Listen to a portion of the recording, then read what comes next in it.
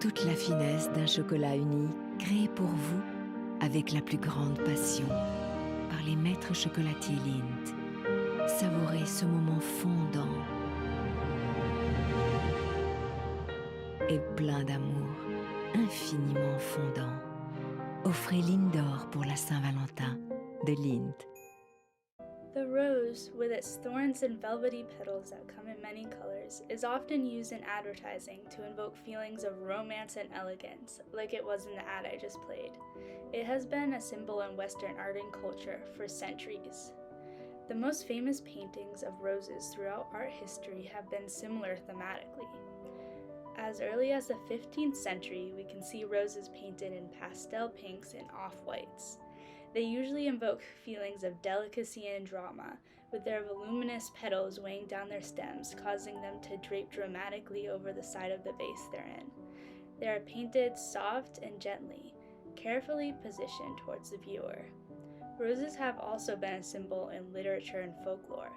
In ancient Greece, roses were associated with Aphrodite, the goddess of love and beauty. One university reported that they have over 1,100 poems about roses in their literature library. One of the most famous uses of a rose as a literary symbol is in Shakespeare's Romeo and Juliet. That which we call a rose by any other word would smell as sweet. Here, the rose is used as a metaphor for a Romeo and Juliet and their love. So there is undeniably a cultural meaning assigned to the rose, so much that sometimes you have to wonder, but what even is a rose at the end of the day? This is what William Carlos Williams interrogates in his poem, The Rose. The rose is obsolete, but each petal ends in an edge, the double facet cementing the grooved columns of air.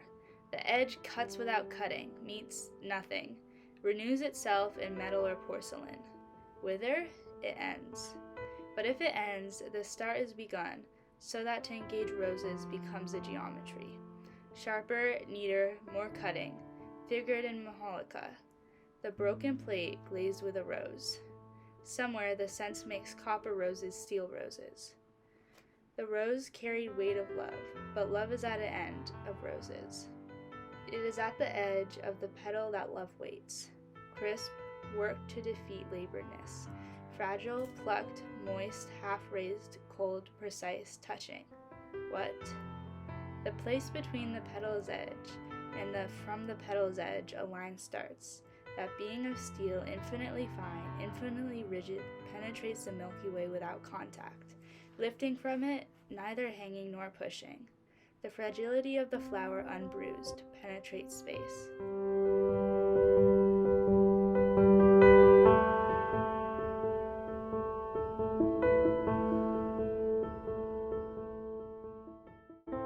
The poem opens almost like a manifesto, with the line, "The rose is obsolete," stating the tiredness of the rose as a symbol, so overused that it has become obsolete. However, he says the rose is obsolete, but each petal ends in an edge. The rose has become meaningless in its symbolism, but it is possible to prune away the many layers of love and romance imposed on it to discover the actual form of the rose. It's important to know that the poem was inspired by a painting called Roses by Spanish painter Juan Gris, made in 1914. The painting is a cubist collage that features photos of roses in burnt oranges and browns. The roses in this painting are different from the traditional, more realistic ones that the paintings we saw earlier featured. Looking at the painting, some syntax and word choices from the poem make more sense. The constant enjambment in the poem is parallel to how the roses are broken up with harsher lines in the painting. The use of bold and sharp em dashes throughout The Rose is Obsolete references the cubist style that is contrary to the photorealist flower stills that we've seen throughout art history. Williams's poem feels fragmented but still cohesive. You will encounter enjambment and harsh em dashes, but there is never a period. The sentence never ends except to ask an occasional question. This is similar to the painting, fragmented yet connected, made of distinct components yet forming a united whole. The content of the poem also resembles the painting. There are some words that stand out from the poem on the first read: geometry, metal, copper, steel. These words are almost the opposite of what we think of when considering natural beauty. Geometry is symmetrical, calculated, and predictable, the opposite of organic life that, while existing in patterns, hardly ever has straight lines or calculable components. The metals mentioned, especially steel, also feel notably unnatural. Metals and alloys are substances harnessed by humans for the purpose of industrializing. They feel cold and rough next to the comparably small plant that is the rose. Harsh lines, geometry, metal, all are words that evoke feelings of sterility. At first, these adjectives may seem negative in the context of nature, being similar to the language used by people when critiquing industrialization or overpopulation's negative impact on our environment. However, that's not what Williams is saying.